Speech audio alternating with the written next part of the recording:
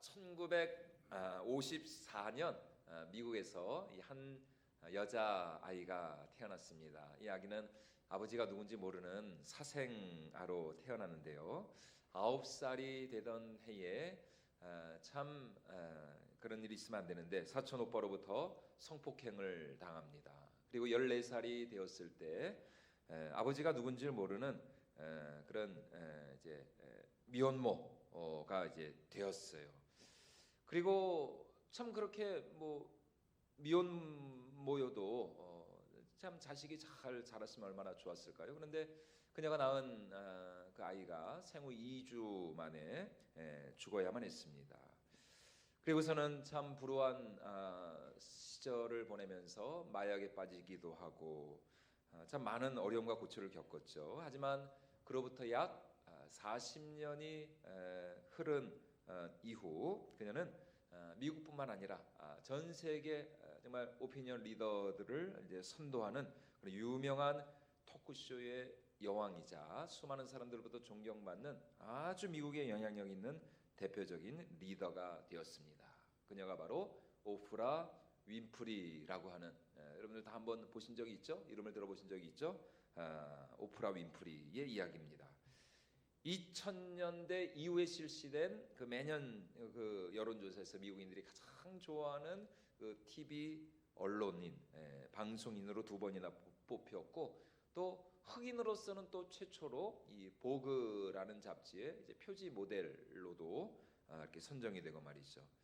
참 그녀의 과거만 놓고 보면은 참 비참하고 불우하고 불행한 그런 삶을 산 여자였습니다. 하지만 자신의 어려운 환경을 극복한 지금 어느 누가 그녀를 비난하고 그녀를 불행하다 말할 수가 있겠습니까? 그녀는 오히려 지금 전 세계 수많은 사람들로부터 수많은 여성들로부터 존경받는 정말 모델과 같은 그런 삶을 살아가고 있는 것이죠. 그녀의 삶 자체가 고난과 역경을 극복하고 많은 사람들에게 도전과 희망을 주는 그런 모범이 되는 정말 모델과 같은 그런 삶을 살았기 때문입니다.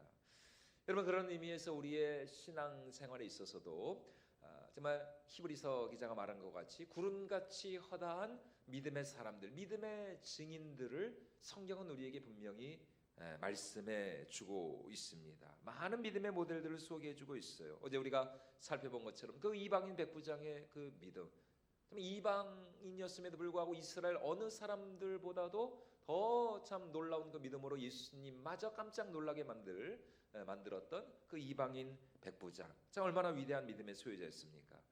이 시간 우리가 살펴보기 원하는 또 한 사람의 위대한 믿음의 영웅, 믿음의 모델이 누구냐? 바로 오늘 우리가 읽은 이 여호수아 본문에 나오는 라합이라고 하는 사람입니다. 이 라합도 역시 이방인이었어요. 그런데 이방인이었음에도 불구하고 이 라합은 유대인들에게 있어서 사실 굉장히 유명한 여자였습니다. 왜냐? 우리가 잘 아는 것처럼 마태복음 1장에 나오는 우리 예수님의 족보에 그녀의 이름이 올라가 있기 때문입니다. 예수님의 족보에 나오는 몇 안 되는 여성 중에 한 사람이 바로 이 라합이라는 여자였어요. 그녀를 통해서 다윗이 태어났습니다. 또 그녀를 통해서 다윗의 자손으로 이 땅에 오신 하나님의 아들 메시아 예수 그리스도가 태어났어요. 자, 그런데 문제는 이 여인의 직업이 문제였습니다. 직업. 그녀의 직업이 뭐였느냐? 뭐 좋은 말로 기생이지 한마디로 말하면은 창녀였습니다. 여리고성에서 돈을 받고 몸을 파는 지금으로 말하면은 율랑녀였어요. 그런데 너무나 참 아이러니하죠. 성경은 바로 이 여인이야말로 오늘 우리가 본받고 또 따라야 할 위대한 믿음의 사람이다 이렇게 말씀하고 있습니다. 자, 그렇다면 도대체 그녀에게 무엇이 있었길래, 그녀의 믿음은 도대체 어떤 믿음이었길래 오늘 성경은 우리에게 그녀의 믿음을 본받으라 말씀하는가? 출애굽한 이스라엘 백성들은 지난 40년간의 광야 생활을 마치고 우리가 송영신 예배 때 우리가 나눈 것처럼 요단강을 건너서 이제 약속의 땅 가나안 땅에 드디어 도착을 하였습니다. 자, 모세의 뒤를 이은 여호수아의 인도 아래 그들은 지금 가나안 땅의 첫 관문이라고 할 수 있는 이 여리고성 앞에 그들은 도착을 했어요. 앞으로 하나님께서는 여리고성을 시작으로 해서 가나안 땅 전체를 이스라엘 백성들에게 유업으로 주겠다. 너희에게 기업으로 주겠다 약속하셨죠. 이제 여호수아는 여리고 정복을 위하여서 먼저 두 사람의 정탐꾼을 은밀하게 여리고 성으로 잠입을 시킵니다. 그런데 안타깝게도 이 두 명의 정탐꾼이 여리고 성에 몰래 들어왔다는 그 소문이 이 여리고 왕에게까지 들어간 거예요. 그리고 이들을 추격하기 위해서 체포조가 이제 출동을 했습니다. 이때부터 이제 상황이 아주 이제 급박하게 돌아가는 거예요. 여리고 왕은 즉각 이들이 들어간 그 라합의 집에 경찰들을 파견해 가지고 정탐꾼들을 끌어내라 이렇게 명령을 내리죠. 뭐 지금도 그렇지만 왕의 명령이 곧 법 아닙니까? 그 당시에 그 상황을 생각해 본다면 아마 보통 사람들 같았으면은 그 왕의 명령이 떨어지자마자 무섭게 자기 집에 들어온 이 두 명의 정탐꾼들을 당장 끌어냈을 것입니다. 뭐 왕의 명령이 있기 전이라도 자기가 먼저 당국에 신고를 했을 거예요. 여기 우리 집에 간첩이 들어왔다고 말이죠. 그런데 바로 여기서 우리의 상식으로는 도저히 이해하기 힘든 이 놀라운 장면이 펼쳐져요. 라합은 왕의 명령에 복종하여서 자신의 집에 들어온 이 두 명의 정탐꾼을 끌어낸 것이 아니라 도리어 이들을 자기 집 지붕 위에 올라가서 지붕 위 그 3대 밑에다가 이 사람들을 숨겨줍니다. 우리 여호수아 2장 6절 말씀인데 우리 같이 한번 다시 읽어보도록 하겠습니다. 그가 이미 그들을 이끌고 지붕에 올라가서 그 지붕에 버려놓은 3대에 숨겼더라. 그러니까 뭐 아마 뭐 돗자리 같은 거겠죠. 이런 지푸라기 같은 거 이런 거 지붕에 이렇게 펼쳐놓는 그 밑에다가 이 사람들을 이렇게 잘 위장을 해가지고 숨겨놓는 거예요. 여기서 그치지 않고 라합은 이들이 발각되지 않고 무사히 이스라엘 본진에 돌아갈 수 있도록 도망가는 그 길까지 아주 상세하게 이 정탐꾼들에게 가르쳐 줍니다. 우리 16절 말씀인데요. 같이 한번 읽어보겠습니다. 라합이 그들에게 이르되 두렵건대 뒤쫓는 사람들이 너희와 마주칠까 하노니 너희는 산으로 가서 거기서 사흘 동안 숨어 있다가 뒤쫓는 자들이 돌아간 후에 너희의 길을 갈지니라. 네, 이들이 발각되지 않아서 다행이지. 만약 이 정탐꾼들이 그렇게 도망가다가 발각이 되었다면 라합의 그 거짓말이 들통이 났겠죠.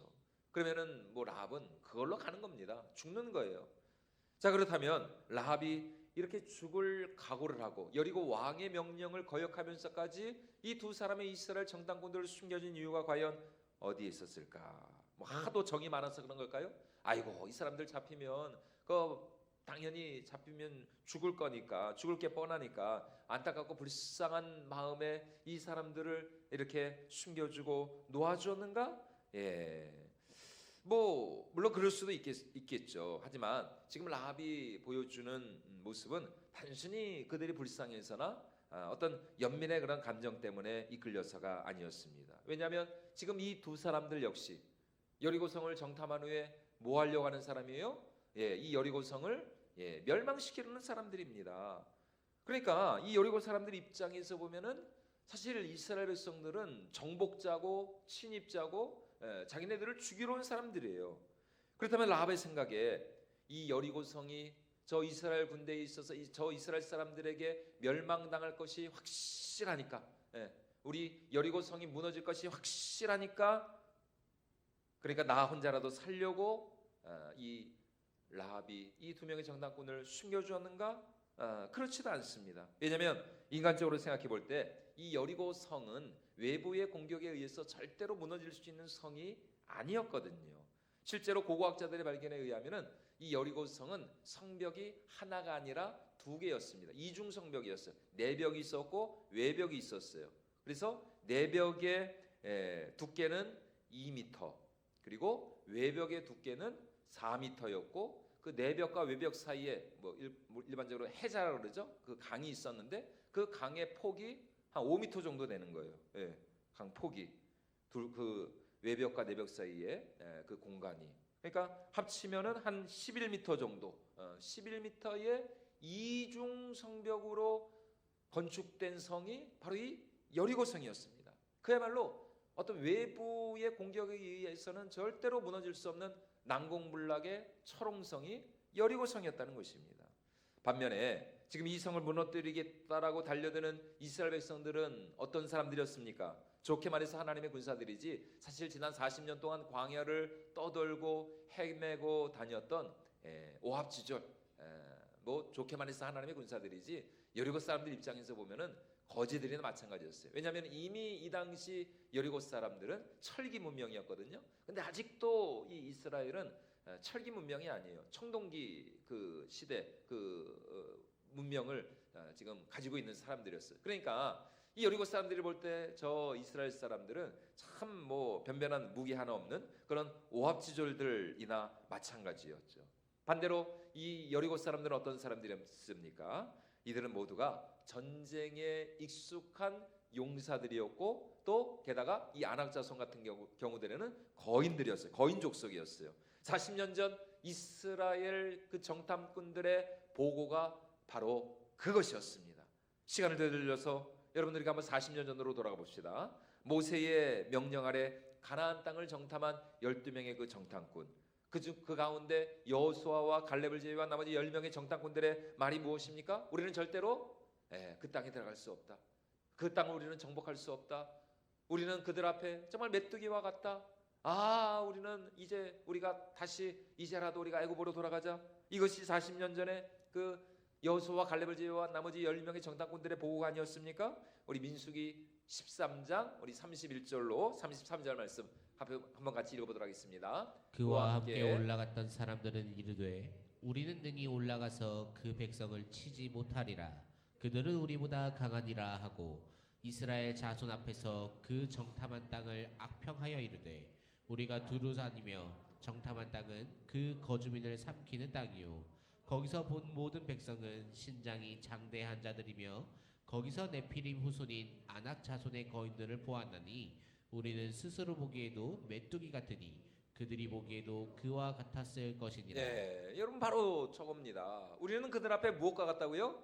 메뚜기 같다는 거예요. 메뚜기. 참 우리는 너무나 우리 자신이 부끄럽고 초라하다는 것입니다. 그 가나안 사람들 아낙 자손들 앞에서 우리의 모습이 너무 부끄럽다는 거예요. 절대로 우리는 그들을 이길 수 없다는 것입니다. 이것이 바로 40년 전에 그 땅을 보고 돌아온 10명의 정탐꾼들의 보고였어요. 그리고 이들의 말에 누가 동의하고 누가 이들의 말을 따랐습니까?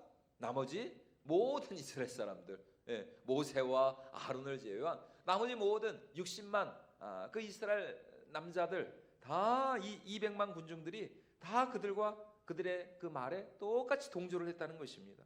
그 결과 어떻게 되었습니까? 그들은 40년간 광야를 헤매야만 했습니다. 그리고 이제 40년이 지난 후 그들은 또다시 그때 그 시절 그들이 절대로 들어갈 수 없다라고 결론지었던 그 땅 앞에 서 있는 거예요. 달라진 것은 아무것도 없습니다.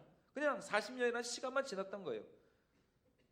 그렇다면 여러분 이 라합 도대체 그녀에게는 무엇이 있었길래 무슨 근거로 지금 이 라합은 이스라엘을 도와주려고 하는가? 아니 40년 전에 이스라엘 백성들이 이미 포기하고 돌아갔는데 이미 이스라엘 사람들 자신들이 우리는 절대로 그 땅에 들어갈 수 없다라고 이렇게 결론을 내렸는데 아니 도대체 이 라합은 무엇 때문에 이렇게 무모하고 정신 나간 결정 그런 선택을 그녀가 할 수가 있었는가? 그것은 바로 지금 이 라합의 판단이 어떤 인간적인 계산에서 나온 생각이 아니라 바로 하나님의 말씀에 근거한 판단이었기 때문이었습니다.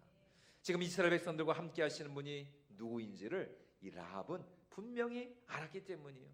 정말 이스라엘 백성들 맞습니다. 메뚜기 같은 사람들이에요. 초라하고 형편없는 볼품없는 메뚜기 같은 사람들입니다. 그러나 지금 그들과 함께 하시는 분이 누구시냐?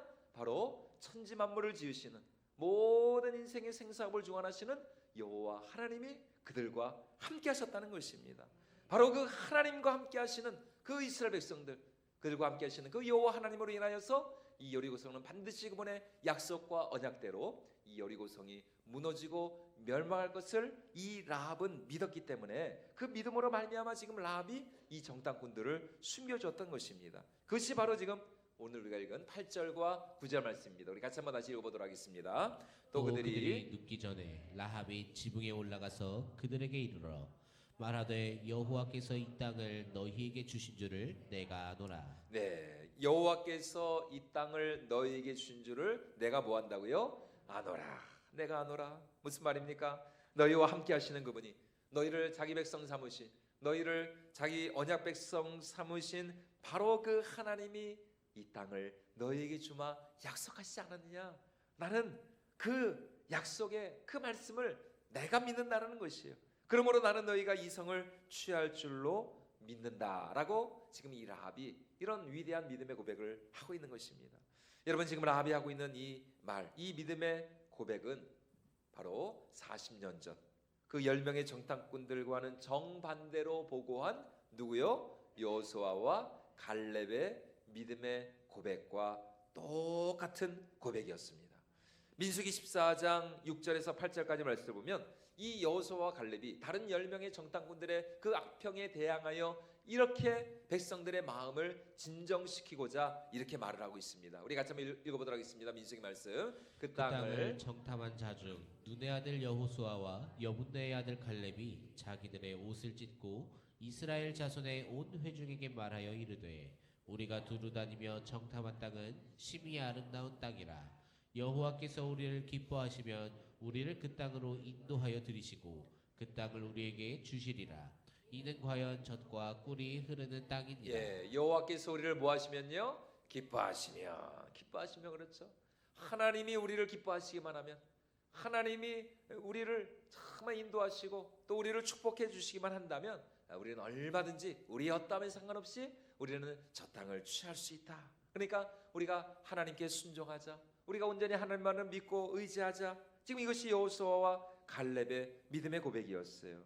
그런데 이 여호수아와 갈렙의 말을 다른 60만 그 이스라엘 남자들 아무도 믿지를 못했습니다. 도리어 돌을 들어서 그들을 죽이려고 하였죠. 그런데 40년 후 지금 라합이 하는 말이 무엇입니까? 바로 그 40년 전 여호수아와 갈렙의 말과 같이 나도 여호와 하나님께서 이 땅을 너희에게 주실 것을 나도 믿는다라는 것이에요. 그래서 지금 내가 너희를 돕고자 한다라는 것입니다. 뭐 너희가 인간적으로 불쌍해서나가 아니라 이 땅을 너희에게 주마 약속하신 여호와 하나님, 바로 그분의 말씀을 믿기에 지금 내가 이렇게 내 목숨을 걸고 여리고 왕에게 만약 발각이 된다면 나는 죽을 수밖에, 나만 죽는 것이 아니라 내 가족 식구들 친지들 다 죽을 수밖에 없지만 나는 너희가 믿고 섬기고 따르는 여호와 하나님을 믿기에 나도 이렇게 너희를 지금 도와주려 하고 있다. 이렇게 말씀을 말하는 것입니다.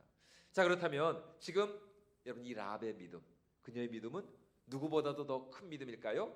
바로 40년 전 그 이스라엘 출애굽 1세대 그 60만 명의 이스라엘 백성들, 그 사람들 출애굽 1세대 그 어느 누구의 믿음보다도 이 라합의 믿음이 더 위대하고 더 큰 믿음이었다는 것입니다.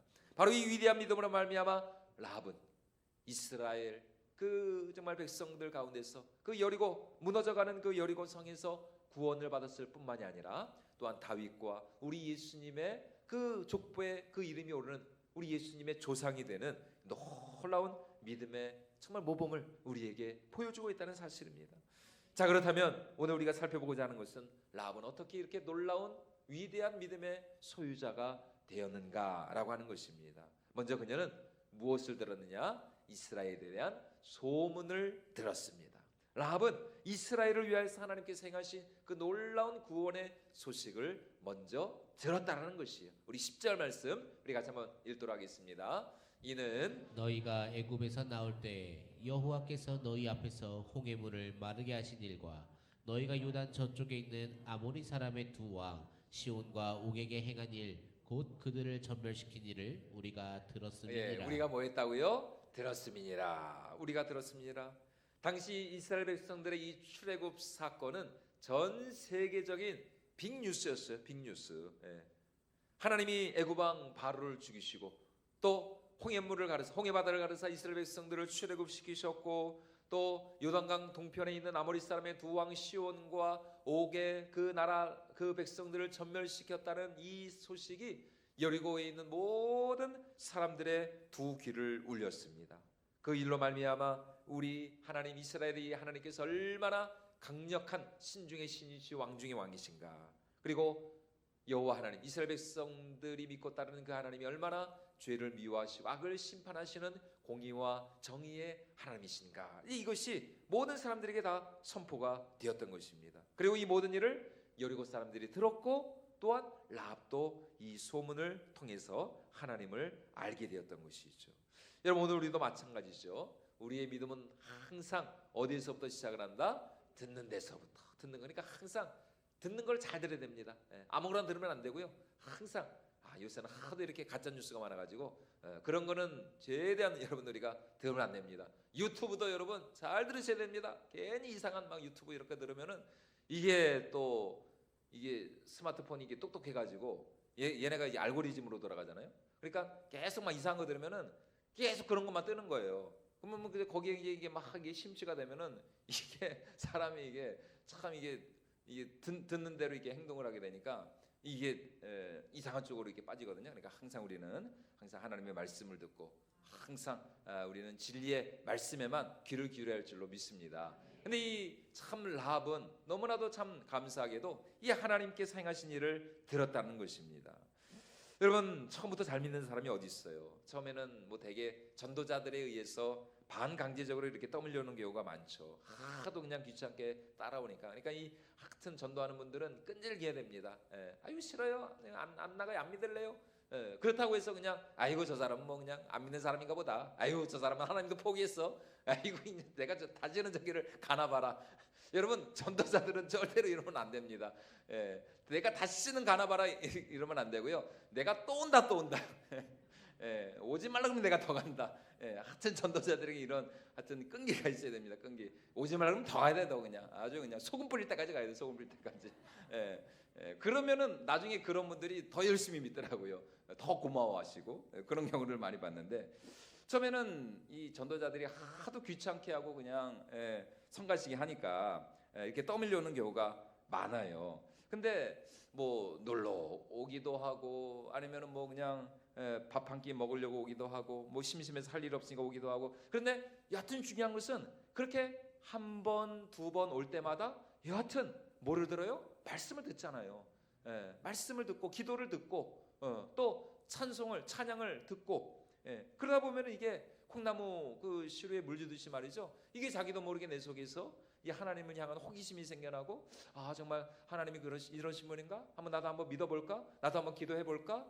나도 한번 하나님과 한번 대화를 한번 나눠볼까? 이런 마음이 들기 시작한다는 것이죠. 그러다 보면은 자연스럽게 어느 사이에 나도 모르게 성령께서 그 심령 가운데 역사하셔서 이제 물과 성령으로 거듭나는 역사, 이제 구원의 역사가 일어나게 되는 줄로 믿습니다. 그래서 우리는 항상 이 말씀을 듣는 자리, 이 말씀이 선포되는 이 제단을 더 우리가 삼아야 한다는 것입니다. 그래서 우리 로마서 10장 17절 말씀 우리 다시 한번 같이 읽어보도록 하겠습니다. 믿음은 들음에서 나며 들음은 그리스도의 그리스도의 말씀으로 말미암았느니라. 우리가 잘 무엇을 들어야 된다? 그리스도의 말씀. 그 말씀을 통해서 여러분 우리 가운데 이 믿음의 씨앗이 발아하고 믿음의 싹이 특이 생겨나기 시작을 한다는 것이에요. 그런데 듣는 것으로만 그쳐서는 안 됩니다. 우리가 잘 들어야 되겠지만 이제 우리가 들었다면 거기서 한 걸음 더 나아가서 우리 속에 믿음의 역사가 일어나기 위해서는 하나님의 그 말씀, 우리가 들었던 그 말씀이 우리의 심령 속으로 침투해 들어와야 한다는 것입니다. 여러분, 먹는 것도 그렇잖아요. 내가 먹은 그 음식들이 나에게 힘이 되고 능력이 되고 에너지가 되고 또 나에게 건강을 주려면은 그 먹은 음식이 잘 내 속에서 흡수가 되고 소화가 되고 그 영양소들이 잘 내 속에 이렇게 스며들어야 되지 않겠습니까? 그래야 그것이 그 내가 먹은 음식이 나에게 유익이 되는 것이죠. 여러분, 하나님의 말씀도 마찬가지입니다. 우리가 단순히 그냥 말씀을 듣는 것으로 그쳐서는 안 되고 그 말씀이 내 영혼을 울려야 되고 내 심령을 새롭게 해야 되고 그 말씀이 정말 양날의 검과 같이 칼과 같이 나의 심령 골수를 찔러 쪼개는, 그래서 나의 생각을 변화시키고 또 나의 심체된 마음을 일으키고 나에게 새로운 소망을 주고 희망을 주고 또 나에게 새로운 그 힘과 능력과 지혜를 주는 그런 능력의 말씀이 돼야 한다는 것입니다. 하나님이 이스라엘 백성들을 위해서 행하신 그 일은 사실 라합만 들었던 것이 아니었어요. 그죠? 여리고 성, 가나안 사람들 모두가 다 하나님께서 이스라엘 백성들을 위해서 행하신 일을 다 들었어요. 그 라합이 하는 말이 그걸 압니까? 너희가 하나님께서 너희를 위해서 행하신 일을 다 듣고 우리의 마음이 물과 같이 녹았다. 여리고 사람들 다 들었거든요. 그런데 놀라운 것은 바로 그 말씀이 오직 이 라합 그녀에게만 놀라운 구원의 역사를 일으켰다는 것입니다. 우리 9절 후반절 말씀인데요. 같이 한번 읽어보도록 하겠습니다. 우리가 너희를 심히 두려워하고 이 땅 주민들이 다 너희 앞에서 간담이 녹나니. 심지어 하나님께서 이스라엘 백성들을 위해서 행하신 그 일로 인하여서 모든 이 여리고성 사람들의 간담이 서늘할 정도로, 간담이 녹아내릴 정도로, 그렇게 여리고 사람 모두가 하나님이 행하신 그 일을 다 들었다는 것입니다. 심지어 그로 인하여서 두려워하며 떨기까지 했다는 거예요. 그런데 문제는 이 라합을 제외한 여리고 사람 모두가 그냥 듣는 것으로만 끝났다는 것입니다. 듣기는 들었어요. 그들에게 복음의 말씀이 선포되긴 했습니다. 예수님의 십자가의 그 보혈의 그 말씀이 선포되긴 했어요. 그런데 들은 그 말씀이 안타깝게도 그들의 마음과 중심과 그들의 심령을 변화시키지는 못했다는 것입니다. 그 말씀이 능력이 되고 그 말씀이 생명이 되어서 그들의 영혼을 변화시키지는 못했다는 거예요. 그러나 누구는 달랐어요? 라합은 달랐죠. 라합은 달랐습니다.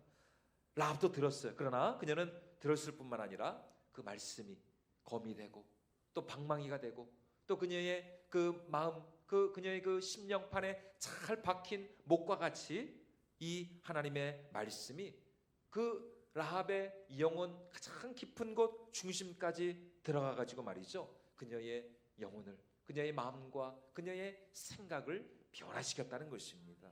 그리고 그 말씀이 그녀로 하여금 죽음을 각오하고 자신에게 찾아온 이 두 명의 이 정탐꾼들을 숨겨주고 또 그들이 무사히 안전하게 그들이 탈출할 수 있는 그 길까지 안내해주는 이제 그런 믿음의 자리까지 나아갔다는 것입니다. 다시 말해 말씀을 우리가 듣고 올바로 반응한 경우 그리고 그렇지 못한 경우에 분명한 차이가 있다는 것입니다. 말씀을 듣고 진정으로 반응한 사람은 그 마음 깊은 곳에 반드시 이 작은 변화의 소용돌이가 치기 시작을 하는 거예요. 그리고 그 소용돌이가 점점 시간이 지나면 지날수록 커지고 커져서 그 작은 소용돌이가 태풍이 되고 폭풍이 되어 가지고 말이죠. 내 심령을, 내 영혼 전체를 뒤흔드는 것이에요. 아, 나라는 존재는 과연 누구인가? 나는 과연 이 세상에 왜 태어났는가? 나는 과연 이 땅에서 무엇을 하다가 나는 살아야 되는가? 내 인생의 끝은 어떻게 될 것인가? 정말 죽음으로 인생 끝이 나는가? 천국과 지옥이 있지 않겠는가? 마지막 날과 하나님의 심판대 앞에서 나는 어떠한 심판과 판결을 받게 될 것인가? 이렇게 자신의 인생의 진정한 그 의미와 목적과 자신의 존재에 대한 이 생각을 고민을 하게 한다는 것입니다. 라합은 하나님에 관한 소문을 듣고 고민하기 시작합니다. 아, 나는 과연 어떻게 될 것인가? 이 여리고성은 어떻게 될 것인가? 정말 우리가 저 이스라엘 백성들로부터 우리가 승리할 수 있을 것인가? 아니면 이 성이 정말 멸망당한다면 우리는 과연 어떻게 될 것인가? 그리고 마침내 그녀는 이런 결론에 도달하게 되었습니다. 우리 11절 말씀 우리 같이 한번 읽어보도록 하겠습니다. 우리가 듣자 곧 마음이 녹았고 너희로 말미암아 사람이 정신을 잃었나니 너희의 하나님 여호와는 위로는 하늘에서도 아래로는 땅에서도 하나님이시니라. 라합은 그녀가 들은 소문을 통하여서 이스라엘의 하나님 여호와야말로 신중의 신이시고 왕중의 왕이심을, 하늘 위에서도 땅 위에서도 오직 이스라엘의 하나님 여호와만이 참된 신이시라는 이 사실을 그녀가 깨달았던 것입니다. 그 하나님은 어떤 하나님이셨어요? 악을 미워하신 하나님, 죄를 심판하신 하나님이셨죠. 그러므로 자신과 이 여리고성 역시 그 공의의 하나님, 그 거룩하신 하나님에 의해서 멸망을 당할 수밖에 없다라는 결론에 이르게 되었던 것입니다. 아마도 창녀라는 그녀의 직업이 그녀로 하여금 더 이 여호와 하나님에 대한 경외하는 마음, 두려운 마음을 갖게 했을지도 몰라요. 그래서 라합은 정탐꾼들을 숨겨주면서 이렇게 그들에게 간절히 부탁을 합니다. 우리 12절과 13절 말씀도 같이 한번 읽어보겠습니다. 그러므로 이제 청하노니 내가 너희를 선대하였은즉 너희도 내 아버지의 집을 선대하도록 여호와로 내게 맹세하고 내게 증표를 내라. 그리고 나의 부모와 나의 남녀 형제와 그들에게 속한 모든 사람을 살려주어 우리 목숨을 죽음에서 건져내라. 예, 라합은 하나님에 의해서 이 성이 멸망당할 수밖에 없다는 사실을 확신하게 되었어요. 왜냐하면 그녀는 말씀을 듣기만 한 것이 아니라 그 말씀을 믿음으로 확신하고 그 말씀을 붙들고 그리고 자기 자신과 이 성의 운명에 대해서 진지하게 고민을 하였기 때문이었던 것이죠. 여러분, 오늘도 마찬가지입니다. 우리가 하나님의 말씀을 우리가 잘 듣죠. 말씀을 우리가 들어야죠. 그러나 그 들은 말씀이 내 속에서 날마다 이 변화의 역사, 성장의 역사, 그리고 거룩의 이 역사를 만들어내야 한다는 것입니다. 이 말씀이 우리의 삶을 비추는, 우리 자신을 비추는 뭐가 돼야 돼요? 거룩한 거울이 돼야죠. 거울이. 이 하나님의 말씀이 거울과 같습니다. 이 말씀을 통해서 내 영혼을 비추어 보는 거예요. 내 마음과 내 생각을 비추어 보는 거예요. 예. 여러분, 우리 여성분들 막 거울, 항상 거울 가지고 다니시잖아요. 예. 그래서 막 버스에서도 지하철에서도 막 그래서 어머 오랜만에 항상 거울. 근데 이 말씀이 그렇다니까. 이 말씀이 항상 이 말씀을 통해서 내가 지금 바른 길을 가고 있는가? 정말 지금 나의 생각과 이 나의 의도와 이 나의 지금 이 마음이 정말 하나님 앞에서 정말 올바른 길을 가고 있는 생명의 길을 가고 있는가?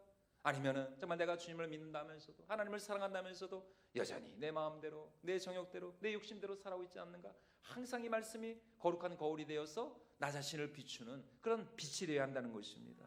또 이 말씀은 무엇과 같습니까? 하나님의 이 말씀이 거룩한 거울로 그렇죠? 그리고 이 말씀을 통해서 우리가 이 시대와 이 세상과 그리고 이 사회를 바라보는 거룩한 안경이 된 안경. 여러분, 안경 없으면 얼마나 저도 이게 좀 난시가 있거든요.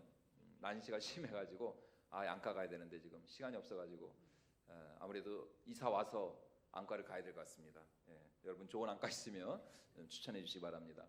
여러분, 거룩한 안경. 항상 이 하나님의 말씀이 우리의 눈에, 우리 영혼에 거룩한 안경이 되어서 이 말씀을 통해서 우리가 이 시대를 진단하고 이 사회를 바라보고 지금 이 세상에 이 돌아가는 이 모든 것들을 우리가 그냥 단순히 그냥 눈에 보이는 표면적인 것들로만 우리가 생각을 하는 것이 아니라 이 하나님의 말씀을 통해서 그 이면에 보이지 않는 영적인 실체를 우리가 이 하나님의 말씀이라는 이 거룩한 안경을 쓰고 우리가 이 시대와 이 사회와 이 세상을 바라보아야 할 줄로 믿습니다.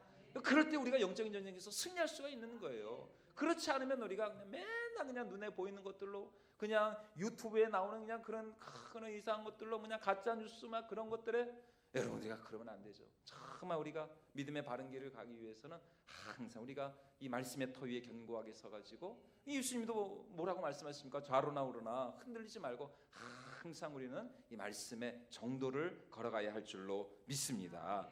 여러분, 다시 말해서 하나님의 이 말씀이 정말 양날의 검이 되고 칼이 되어서 내 중심과 영과 심령을 날마다 새롭게 변화시켜 나아가는, 나를 정말 거룩하고 온전한 하나님의 사람으로 만들어 나가는 그런 능력의 말씀이 돼야 한다는 것입니다. 마지막 세 번째로 이 라합은 자신이 들은 말씀 그리고 자신이 붙든 그 말씀에 무엇을 걸었다고요? 목숨을 걸었습니다.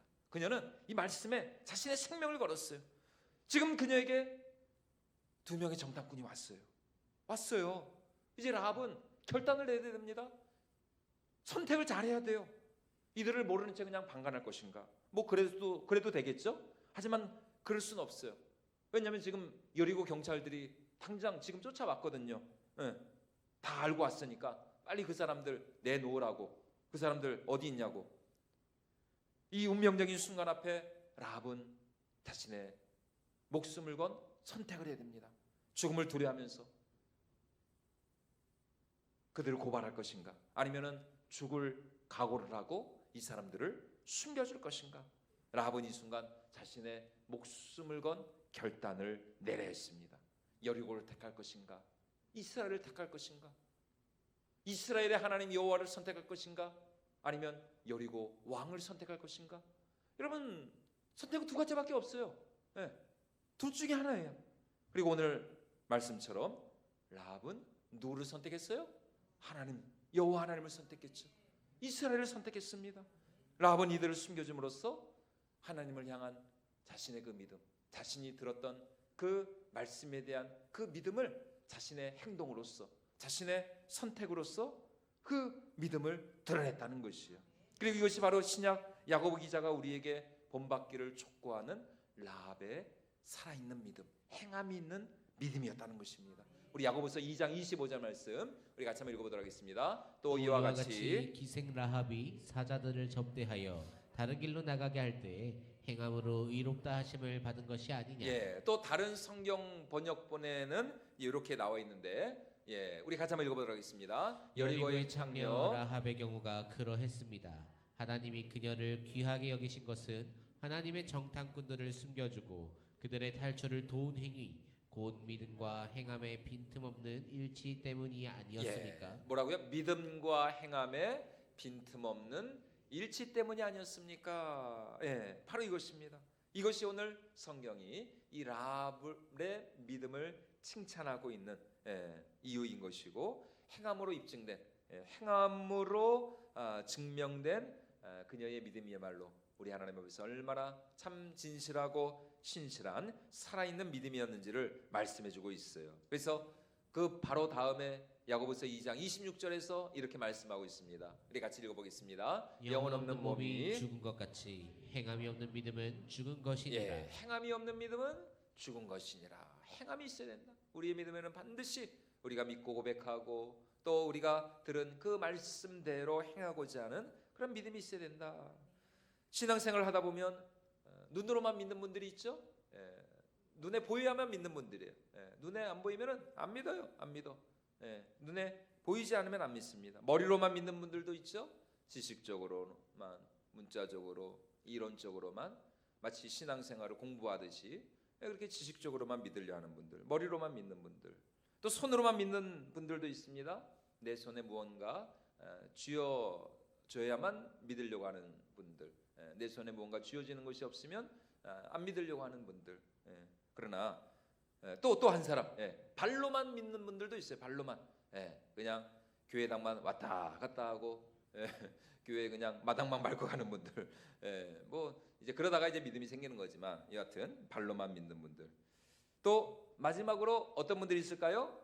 입으로만 믿는 분들, 입으로는 주님 사랑합니다. 주님밖에 없습니다.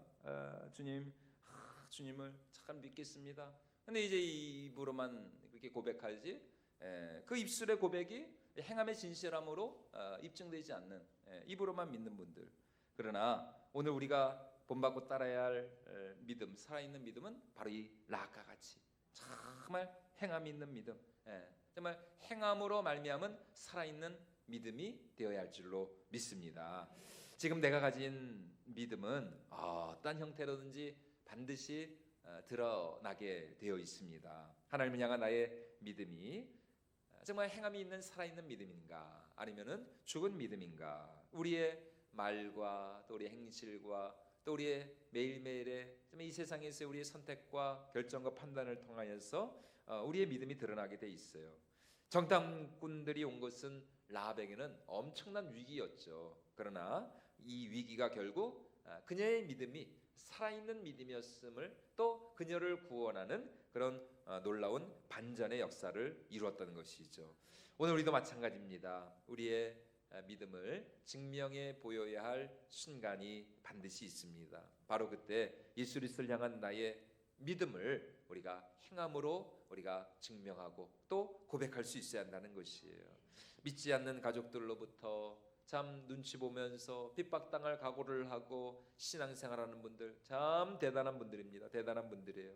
특별히 또 이제 뭐 좀 있으면 월말이면은 또 이제 구정 다가오고 그런 명절 때 아직도 이렇게 제사를 끊어버리지 못한 그런 가족 식구들과 함께 어쩔 수 없이 또 이제 제사에 참석해야 되는데 그 앞에 자신의 그런 믿음 때문에 제사를 거부하고 뭐 같이는 하지만 도와는 드리지만 절대로 그 앞에 제사 드리지 않고 무릎 꿇지 않고 엎드리지 않는 것, 그것도 참 위대한 믿음입니다. 또 직장생활 하시는 분들, 직장에서 참 눈치 보면서 왕따 당할 각오를 하고 이렇게 예배의 자리에 나오시고 또 금요일 날 2차 3차 안 가고 금요 기도에 나오시고, 참 이것도 참 대단한 믿음이 대단한 믿음. 이게 참 이게 다수의 그 의견을 거스른다는 게 오늘 아까 같이 말이죠. 이게 쉬운 일이 아니거든요. 대단한 믿음이에요. 대단한 믿음. 지금 당장 힘들고 어려워도 하나님의 것을 온전히 하나님께 바치고자 하는 그런 믿음. 아무리 힘들고 피곤해도 늘 정말 새벽을 깨우면서 주의 전에 나와서 기도를 하루를 시작하는 참 그런 믿음, 대단한 믿음입니다. 대단한 믿음. 여러분, 이 모든 일에 우리 하나님 반드시 우리의 그 믿음을 칭찬하시고 반드시 우리의 그 믿음대로 천배만배로 풍성하게 갚아주실 줄로 믿습니다.